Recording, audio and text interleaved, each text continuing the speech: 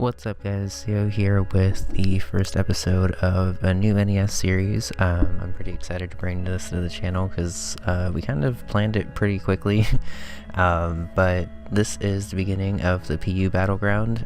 If you guys don't know, PU is a tier in Smogon that's basically dedicated to a bunch of stuff that you wouldn't really see in most competitive play. It's a lot of stuff that is good, but kind of requires a ridiculous amount of team support to really be able to help it out most of the time. So in between Season 3 and Season 4 of the NES, we decided to do a mini tournament called the PU Battleground, which basically restricts coaches to using kind of stuff that you would see in PU or like lower tier stuff specifically. In our league, it means that we can only draft one tier 3 Pokemon, and most of our draft has to be built around tier 4 and tier 5 Pokemon. A lot of the time, these are kind of seen as Pokemon that are just kind of filler at the end of drafts. You maybe draft like one or two of these things to fill a role and bring it like a couple of weeks, but most of the time you don't really see a lot of this. I personally love lower tier stuff. Throughout my league history, I think I've gotten a lot of value out of lower tier stuff and seem to kind of have a habit of either bumping stuff up or getting it drafted again, which is kind of flattering because it means that I'm using it well enough to show it off, I guess. So I was pretty excited when they announced this tournament because it's something that I feel like I can actually do pretty well at. I was pretty hyped to start Season 3 and then started it off on a pretty terrible note. Partially because I just wasn't really mentally in the best place to battle, and partially because my team wasn't really as good as I thought it was. But I actually really like this team. Fun fact, it's actually not fully done yet because I have to finish drafting 1 second actually. I'll be right back. Alright, sorry, I had to make my final pick of the draft actually. I knew what I was going to make, so I kind of just started this video and was waiting because I don't really have the most time to record. But once they announced this tournament, I was pretty excited because I feel like I can actually use lower tier stuff well. So going into the draft, I knew that I really wanted to focus on getting all of my tier 4s and the tier 5s that I really wanted, like pretty much as early as I wanted to. I'd never been in a draft like this, nobody had, so nobody really knew how to plan for it. So starting off, obviously, since this is the first thing that's been on the screen for the first like couple of minutes, we have Slurpuff. I was third pick in the draft, and all I knew going into this tournament is that I wanted to use Slurpuff. It's a very scary late game sweeper, despite that it kind of has like pretty average stats for the most part. But it gets Unburden, which is really awesome because it means that once it uses an item or loses its item, it doubles its speed. So even like average investment will make it so it outspeeds a lot of even like Choice Scarf stuff, and basically means that you only have to have like priority to really be able to block stuff most of the time. But once that's gone, it's mostly used in combination for physical sets with Belly Drum, which also means that it's kind of average attack turns into a pretty awesome attack. It doesn't have the biggest move pool. Most of the time I'm pretty sure it's just Play Rough, Drain Punch, and Return or Facade depending on what you feel like doing. But that alone can kind of sweep a lot of the time. I already had a practice game where I got 3 kills the first time I brought it, so that was kind of cool. So I'm pretty excited to bring sorry, I'm looking at the draft and Roserade just got drafted. So I'm pretty excited to bring Slurpuff because not only does it have that physical set, but it also has a lot of like interesting special moves. It gets Calm Mind. It has a lot of interesting support because it is a fairy. It's kind of a more offensive fairy than some of the other fairy types, but I seem to do pretty well with more offensive fairy types, I think. It does get Wish if I want to do that. I probably won't want to do that, but it gets it if it wants it. And it just has a lot of like interesting support to go along with pretty cool offense and defense, as well as the fact that our tier 3, 4, and 5 don't really have a lot of fairy types in general. This is kind of balanced out by the fact that there aren't really a lot of dragons down here either, so I kind of actually wanted to get my dragon pretty early. But I knew that people would kind of be going with their dragons about as soon as possible, so I just wanted to kind of make sure that I had my Slurpuff from the get-go. Next up, I had to wait basically going from pick 1 to pick 8 and then back up from pick 8 to pick 1. So I had to wait a little bit. I had to wait a little while. But while I was waiting, I had time to think a little bit and realize that there weren't really too many dragons left. as I kind of predicted, most of the good ones got swept through in the first round, and our tier 3 didn't even really have a lot of dragons that I wanted. Like, I was kind of interested in Flygon, I guess, just because I had a look at it last season and it seems interesting, but I kind of wanted to pick up stuff that I probably wouldn't draft as much in a regular season, I guess. Like, all of this is stuff that I've had my eye on and like kind of thought about when I've gone through a draft, but I've never really like wanted to take the plunge on it until now. So next up we have kommo-o. Last season I looked at kommo-o as a possible dragon for me to pick up. I ended up not taking one in the draft and then later picking up Goodra because Goodra just kind of fit a little bit more of a special wall, I guess. But I didn't really use Goodra that well, if I'm being perfectly honest. It kind of had I kind of had an issue figuring out what offense to bring most of the weeks, and because its coverage was so good, I kind of didn't really rely on it just being a dragon type a lot of the time, and it kind of just did like a little bit of neutral chip damage here and there. So moving on from that, I guess, kommo-o got a ton of stuff in between Sun and Moon and Ultra Sun and Ultra Moon. And I guess I didn't really clarify that, but one of the main reasons we're doing this tournament is because we wanted to experiment with some of the new movesets from move tutors and stuff. So that means Slurpuff does actually get sticky webs for this tournament. I don't know if I'm ever going to bring it, but it's just another interesting thing, I guess. But kommo-o got a ton of stuff, such as Dragon Dance, such as Close Combat, such as Drain Punch, such as all of the Elemental Punches, I believe. It probably will not be a tier 3 next season. It's pretty good, but since it's at tier 3 right now, I really wanted to get my hands on it because I don't know if I would really draft it as a tier 2. Depending on how much fun I have with it this season, I guess that could change. But Dragon Fighting's a really cool offensive typing as long as I can play around Fairy type, because obviously that's quite effective. I also have to watch out for like flying types and stuff like that, but it getting bulletproof and soundproof is actually kind of interesting because depending on my opponent's fairy coverage, I should be able to play around it. Most of the time you default to bulletproof just so you can get stuff like Shadow Ball and Sludge Bomb as well.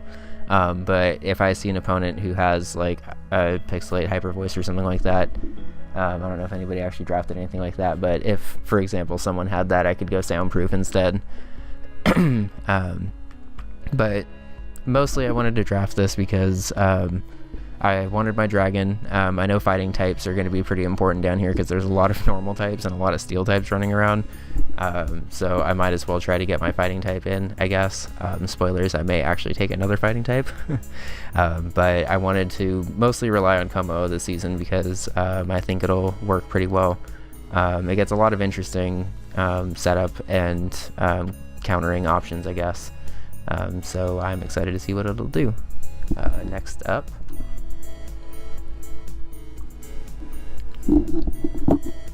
alright, so next up I wanted to dip down into tier 5 and grab something that I didn't really think was going to be sitting around for a whole lot longer. As I was watching the draft commence, we actually fun fact, we actually did this draft in an interesting kind of way for us because most of the time we do live drafts where everyone has to be there at the same time. This time we actually just did it through a Discord chat where we just kind of casually did it. Ended up actually being pretty fun because it allowed us to kind of plan our teams a little bit more in depth, I think. But as I was waiting for my turn to roll around again, I saw that the amount of ghost types that I really wanted to use in this tournament was pretty small. Especially since I had already used stuff like Aphagrigus and Spiritomb in previous seasons, and I kind of liked them, but they were also kind of limited. I wasn't really sure if I wanted to use them again. So looking into tier 5, the only ghosts that I actually really wanted this season were going to be Mismagius, Drifloon, and potentially Gourgeist, I guess. I would have probably waited a little bit longer on Gourgeist, but I was pretty torn between Mismagius and Drifloon here. Since I already got Slurpuff, which already has Unburden, I figured I probably didn't need Drifblim as well, even though I could have used Flare Boost and stuff. But because of that, obviously I picked up Mismagius. It's a ghost type with ground immunity, which is pretty nice actually, because it ends up making this thing, at least specially, somewhat bulky, at least enough to take a hit or something. It's a regular ghost type, meaning that it gets stuff like Will-O-Wisp, it gets stuff like Hex, it gets stuff like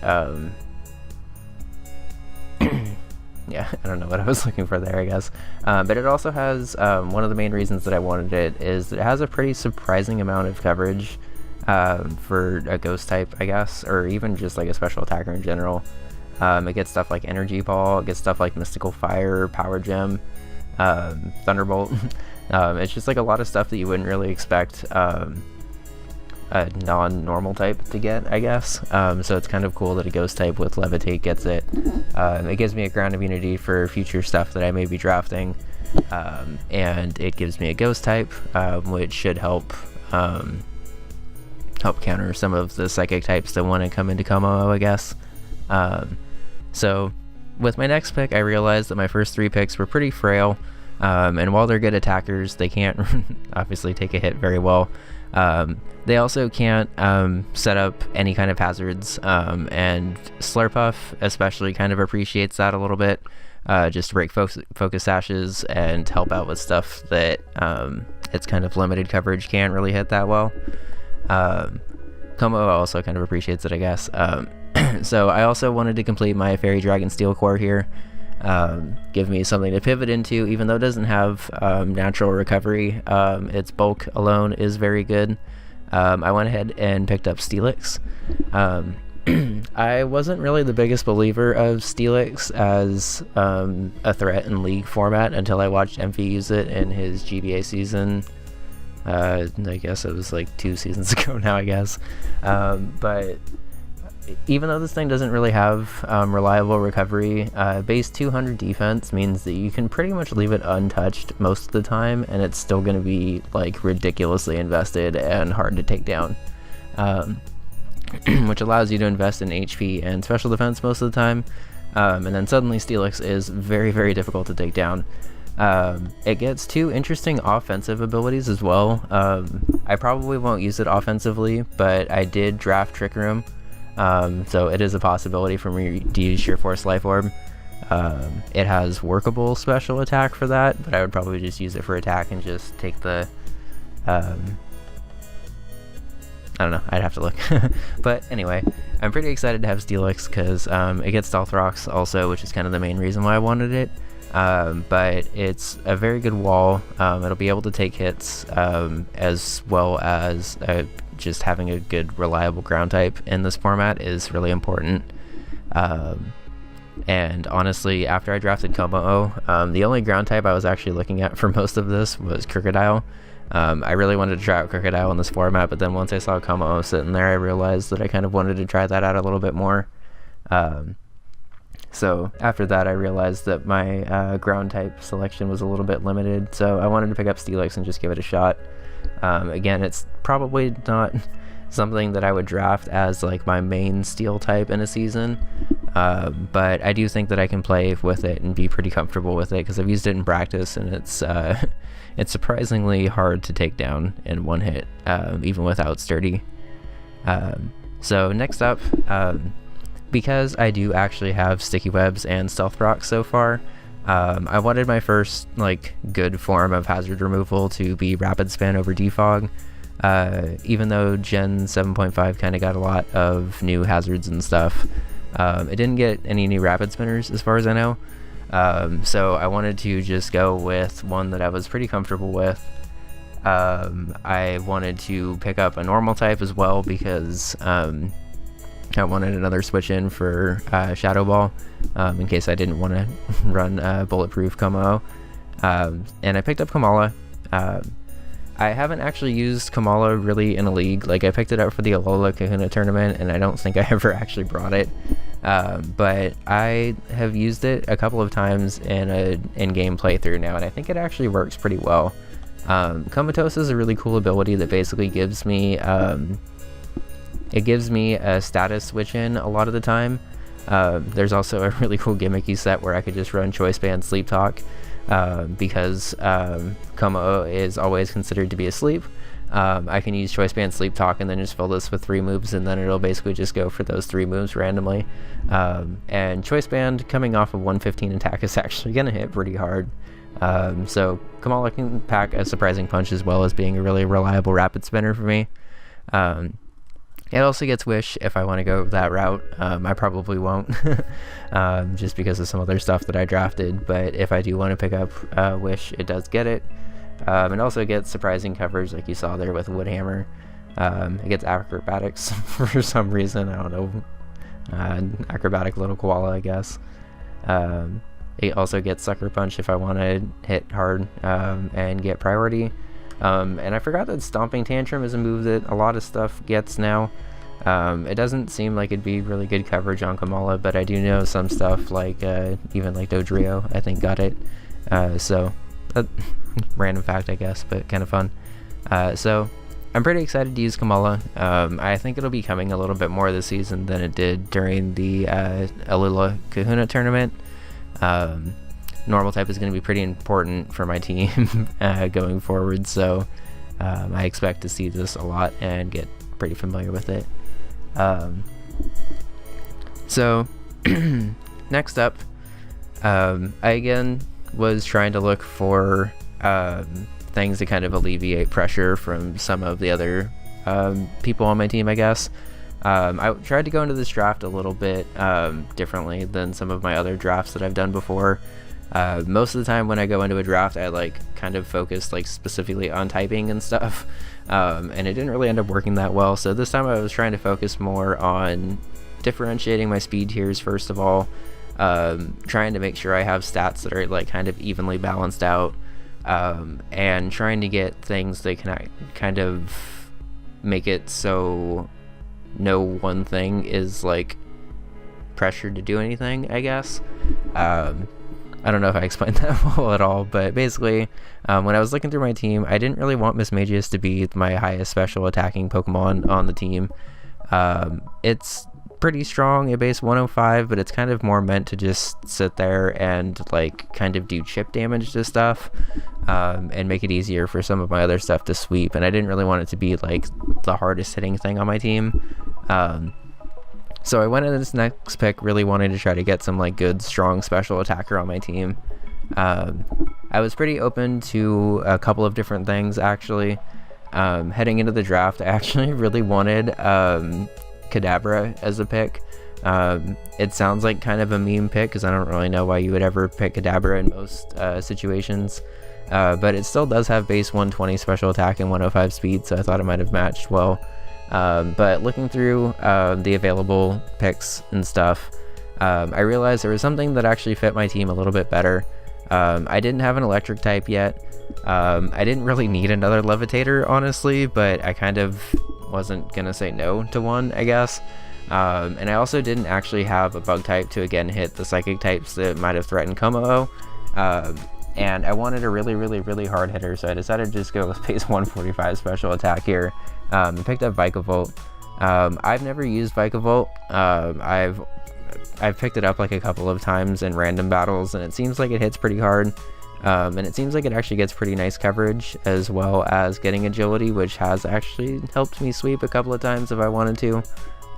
It has pretty low speed, but if you get set up against the right team, which I think will happen more in this tournament than it probably would in regular league format, I guess, because it seems like a lot of stuff is slow. But it's also like surprisingly kind of bulky. Like, I know that's not like great bulk or whatever, but if I throw an assault vest on it, I can live most stuff. It does get roost, so I can normally try to roost off some damage, or possible like life orb recoil or something. And it does get stuff like air slash and energy ball and flash cannon. So there's a lot of like good stuff to go around with Vikavolt, I think. Again, I've never actually used it, but I did bring it to a practice game already and kind of liked what I saw in it, so pretty excited to get to learn it a little bit more. I'm going to switch over to the other half of this and I will be right back. Alright, so next up on the list of Pokemon I've never actually used before, but seem to fit the team pretty well. I've been planning pretty heavily for countering psychic weaknesses here, and thanks to Beard and practice, I actually was kind of surprised to see that Garbodor is a little bit bulkier than you would expect it to be. It actually has 3 kind of usable abilities in leagues. And it also gets spikes as well as toxic spikes, which is kind of the main reason why I picked it up, honestly. I wanted the option to be able to spike stack if I wanted to. I figure a lot of people down here probably aren't going to be planning super heavily for hazard stacking or anything. And honestly, I probably won't be bringing it super often, but I always like having the option of it. And after I had to drop Omastar last season in the NES, I kind of missed having a lot of the options most of the time. It made sweeps a little bit harder. And especially with Slurpuff, I kind of wanted, first of all, something to actually come in and switch into poison attacks that wasn't Steelix, which is kind of nice. I also wanted something that can hit back pretty hard. It doesn't really look like it can with base 95 attack and base 60 special attack, but a lot of the time that actually does enough to do a decent amount of damage, and it gets weird coverage like Rock Blast and Seed Bomb, as well as actually getting some pretty decent special attacks if you put a Life Orb on it and maybe want to try for that, I guess. But overall, I'm pretty excited to use Garbodor. I don't really know how often it's going to be coming, but it does fit this team like surprisingly well. So I will probably end up squeezing it in a little bit more than I maybe initially expected to with this draft. What does your shiny look like? I actually don't hate that. I don't know if I've ever seen Garbodor's shiny sprite before, but that's kind of cool. So mostly for spike stacking, but also Poison Stab is kind of cool, and it's a little bit bulkier than you might expect it to be, I guess. So speaking of bulk, I guess I will just explain my next pick now. I was getting a little bit nervous about waiting on Alomomola. I'm probably gonna mess it up a couple of times, but just roll with it, I guess. So I was getting a little bit nervous that this would get sniped as I kind of got back around the loop again. Tier 4 was pretty drained at this point, and there were only like 1 or 2 picks that most coaches needed to make. But a lot of coaches didn't seem to have like a ton of bulk on their team. And I was a little bit worried that this was going to get sniped because if I missed out on this, I basically had to resort to something like Pyukumuku, which I would have drafted, but is kind of super taunt bait and makes it so the rest of my team kind of suffers from it. So I just wanted to pull the trigger on this. It's another Pokemon I've never actually used in League format, but base 165 HP with Regenerator and Wish. It basically means that if I can pass off wishes to stuff, it's basically going to be healing back up to full. There aren't too many instances where I'll switch into something with an Alomomola Wish coming and manage to not get healed back up to full. That's a lot of HP to be passing over. Like that's, I think it's like Chansey status almost. And Regenerator basically means that once I switch out and switch back in, I have a third of my HP back. So even though this thing doesn't have a lot of offense, or offensive stats, I guess, it does get stuff like Knock Off and Scald, two of the best moves in the game, so you don't really need a whole lot more most of the time. I can also use Healing Wish if I want to, but a lot of the time this thing just uses regular Wish and just passes like super fat wishes over to stuff. It's another thing that like I would probably not be like 100% thrilled if it was my main water type before now, but I'm hoping to get a little bit more comfortable with it because I do see a lot of potential in this thing. I gotta be careful, but I do have a lot of stuff that kind of punishes setup on this team, so I'm not really super worried about it. Next up, I'm kind of trying to jump through this because I have a lot of picks to make, but next up I wanted to jump back into tier 5 for a little bit. Since all of the coaches were filling up with their tier 4 and tier 3 selections and stuff, I kind of wanted to go, I initially wanted to go back-to-back tier 5 picks here, but I was a little nervous and had to pull the trigger on Alola Mola. So I kind of just had to prioritize and hope that stuff got back to me.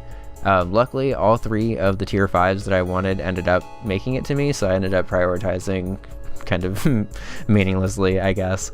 But first off, I needed more speed on this team because I think the fastest thing on my team at this point was Mischievous. And while base 105 is nice, you don't really want base 105 to be the absolute fastest thing on your team, because then you're just going to get outsped by kind of a lot. I also noticed last season that base 110 was also kind of nice to outspeed a lot of the time, because there's a lot that's sitting around there. So I decided to go for base 115, pick up something that looks like it's super frail and kind of useless outside of its base 115 speed, but I've seen Alolan Persian kind of do a lot in League format already, thanks to Under the Radar. Actually, I have another pick that was inspired by him because I've seen him use it pretty well, so if you're watching somehow, thanks for that, I guess. But Fur Coat and Technician are really awesome abilities. Fur Coat basically makes this thing a pretty bulky pivot that allows me to use stuff like Z Parting Shot to just switch into stuff and heal up for full, which is kind of nice. It allows me to use stuff like Throat Chop if I want to block sound type moves. I can also use Fake Out, which is always nice. If you've watched the channel, you know I can probably like Fake Out. It's a nice chip damage move that's good to have late game. And I actually have seen like a Nasty Plot sweeping set, because it does get stuff like Power Gem and Shadow Ball and Thunderbolt and stuff like that, because Persian just gets all those moves, I guess. Gen 1 used to be a normal type and now is a dark type. It is kind of cool. If you watched the NES Season 2 draft, when Alolan Persian was like first announced, I actually really wanted it for my team over Zoroark initially, but got sniped on it by Nerd, who ended up taking it, and I don't even really know if he ever ended up bringing it. If he did, it didn't really do a ton. But I'm pretty excited to bring it because it's always been in the back of my mind as a cool dark type to use. Next up on my list of stuff that I wanted is actually something that going into the draft I didn't really look at again. For the second half of the draft was kind of winging it a lot, if I'm being perfectly honest, because there was a lot of stuff that I wanted and needed but knew that I couldn't really fill everything, even though we actually had expanded rosters this time and went to 12 Pokemon, which is really cool. I was still a little bit nervous because while Persian is fast at base 115, it doesn't really hit the hardest, so if I was relying on this to basically be my super fast thing for the week, and Fur Coat or Technician couldn't really get the job done, I didn't really want to have to rely on this to be my only fast thing. I have a lot of like middling speed throughout the rest of my team, and then basically Mismagius and this as fast things.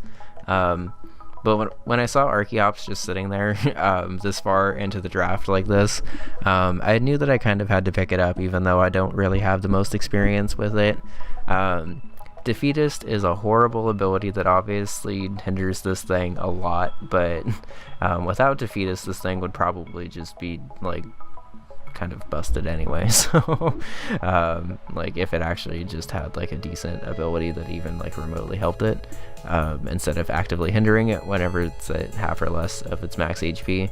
But Archeops has a very nice move pool because it's a pretty cool fossil type, both physically and specially actually, which a lot of people don't really know that it can be run specially too, I guess.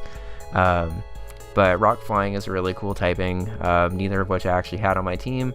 It gives me a third immunity to ground type, which is nice, further making Garbodor a very nice fit on my team, surprisingly.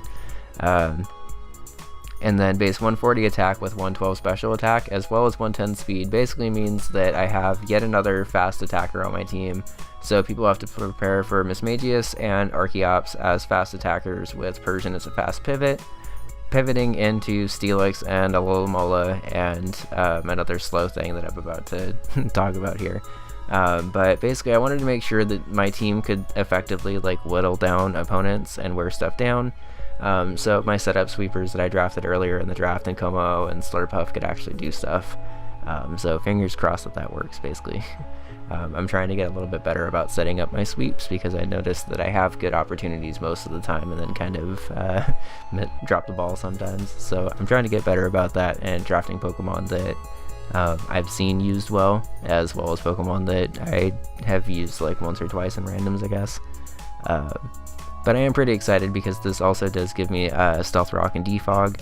I didn't really want my only form of hazard removal on the team to be Rapid Spin on Kamala. So I just wanted to pick up a Defogger. I probably won't really end up bringing Defog, but I've noticed that for basically everything that I have weak to rocks, I want to have something to be able to remove it. So I just kind of wanted Defog as an option, I guess. Next up is another pick that was actually inspired by Under the Radar. So again, if you're watching this, thank you. I would have never known that Musharna actually has like really nice bulk and offense, as well as a really nice speed tier for my team. This now underspeeds a lot of the stuff that's stuck at base 30, which is really nice. Stuff such as Steelix that's on my team. And since I have a lot of kind of average speed on my team, average is a slow speed outside of the stuff that's really fast on my team, I can actually threaten with Trick Room. Trick Room Musharna is actually pretty threatening because it actually does have pretty decent offense. It does get Calm Mind, it does get Stored Power, I believe it gets Wish. No, it does not get Wish. But it does also get Psychic Terrain, fun fact. Not saying that I'll bring it, but setting up terrain for 8 turns for a Slurpuff to make sure that priority doesn't kill it does sound kind of cool. I may or may not have thought about that at some point during the draft. But basically, I'm really excited to actually use this because it probably would never be drafted in our... I'm not going to say it never would be drafted, but most of the time this does not get drafted unless you have like a fairly large league. We talked about expanding roster sizes for this off-season tournament since we only have 8 coaches. So instead of having 11 picks for each of these, we have 12 picks. So in most situations, this would be my last pick of the draft, and I'd be pretty happy with it. But because I had one more pick, I was pretty torn here, actually. I really wanted a grass type or a fire type here, and like down to the wire, I was kind of flip-flopping at the beginning of this video, even on what I wanted. But I ultimately decided on picking up a fire type thanks to HBK. Specifically, I'm going to pick up Blaziken from tier 4 because I had to fill out one more tier 4 in my draft. It was mostly between Blaziken and Delphox, but because I already had stuff at base 115, base 110, and base 105, kind of figured I didn't really need a base 104, and I didn't really want another ghost or dark weakness on my team. The ghost weakness was kind of more of an issue if I picked up another psychic type, so I kind of just decided to duplicate it on fighting types, which is kind of weird. I've never really had duplicate fighting types before, but Blaziken gets a lot of interesting coverage, and I guess I should point out I cannot use Speed Boost Blaziken. Obviously that would be completely busted. We are locked to using Blaziken only, but I still get all the coverage the Blaziken gets, including Defog, which is nice.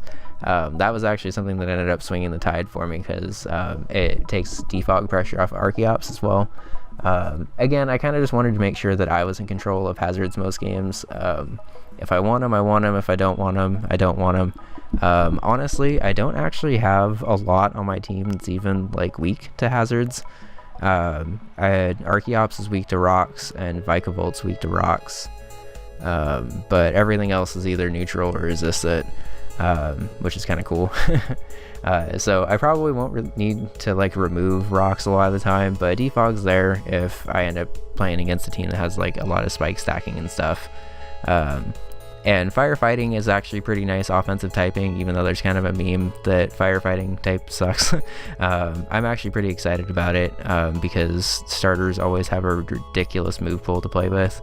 And they also have really balanced stats, base 120 attack and base 110 special attack, as well as pretty workable speed and defense and bulk. kind of makes this a pretty nice late round pick. So thanks HPK for that, because I probably wouldn't have picked Blaziken otherwise. I've never really used Blaziken, so overall I've actually kind of never really used 1, 2, 3, 4, 5 of the last 6 Pokemon that I picked. But overall I'm pretty excited. I've never really done a league like this where it's like mostly focused on lower tier stuff.